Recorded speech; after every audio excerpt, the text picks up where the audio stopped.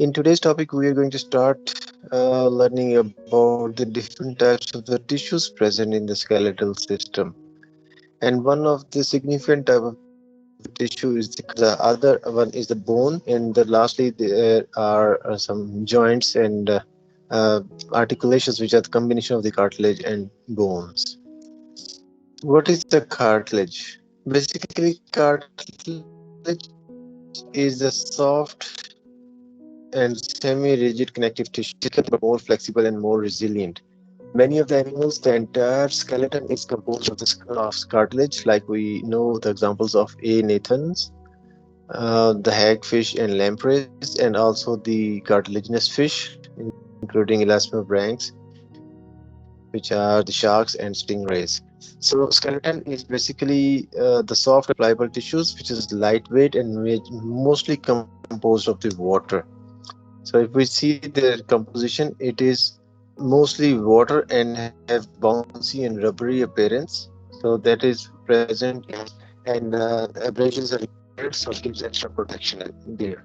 They grow slower, and we know that the athletes which have the cartilaginous injuries, they heal slowly as compared to the bone fractures. If you see in this diagram here on the right, you see all those bluish parts, they are cartilage.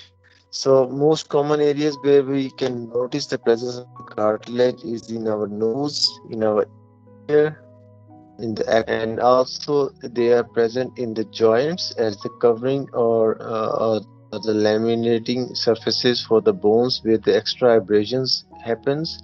So they protect the bones from getting torn off or worn off. And also they are present where the joints are required between two different types of the bones, like in the sternum and the ribs. So these bluish parts, they are the connecting cartilage which connects the ribs with the sternum. And also they are present in some immovable joints, like in your jaw, where the tooth get attached to the jaw bone through the cartilage. And also there are the points where the multiple bones join together, like in the pubic or pelvic region. And in the skull, there are different plates of the bones which are sort of stitched or fused together by the help of a specific type of the cartilage.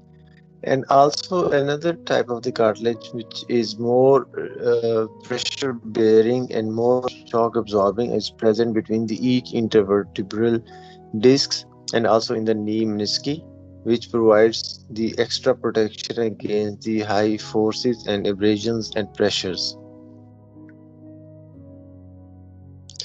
Okay, my question is that is do you think that cartilage is the more primitive skeletal tissue or the bones? So the answer is that the cartilage is the more derived feature because the ancestors already had developed the bones in their skeleton, and those bones lost the function of the calcification, hence become cartilage again in the later or highly advanced animals to perform specific functions. So the cartilage, if you see this in the microscopic structure of the cartilage, they are surrounded or they're wrapped by some specific connective tissue which is called perichondrium. Peri means the surrounding or the periference or the surrounding surface, and chondrium is the derivative of the cartilage or the other name for the cartilage. So perichondrium is a specific connective tissue which contains a lot of the undifferentiated cells like the mesenchymal cells or parenchymal cells.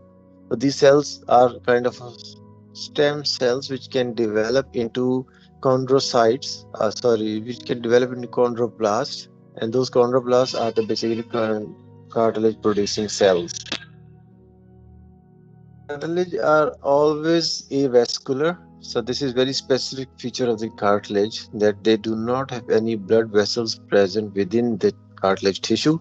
Neither there are any nerve fibers or no, so we can say there are no innervations in the cartilage.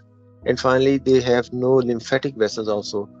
So there is no supply of the nutrients within the cartilage tissue.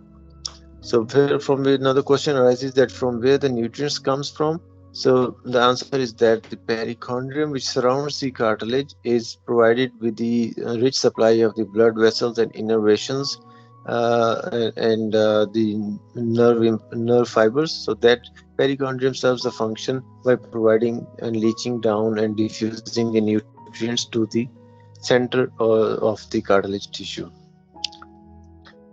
That is why we can assume that chondrocytes, which are the cartilage producing cells, have low metabolic activities, and cartilage grows slowly as compared to the bones. When we talk about the functions of the cartilage, it has very significant functions for the animal life, including the support of the soft tissues. We know that there is a cartilage present in the air passageways of the animal respiratory system. So it basically protects those pipes from getting flattened or deflated due to the internal body pressures, and keep them open always, avoiding suffocation. And also, one significant function of the cartilage is that they provide a template for the bone formation. We know when that embryo or the zygote develops after fertilization and becomes a fetus. At the time of the birth, the almost all of their skeleton is made up of cartilage, and then later most of those cartilages becomes calcified to become bones. Thirdly, this cartilage are present in the long bones. Patches of the cartilage is kept within the long bones, which helps the bones to grow. So the growth in the bones always happen along those cartilaginous patches, and we know those cartilaginous patches as epiphyseal plates. So this is basically the long bone.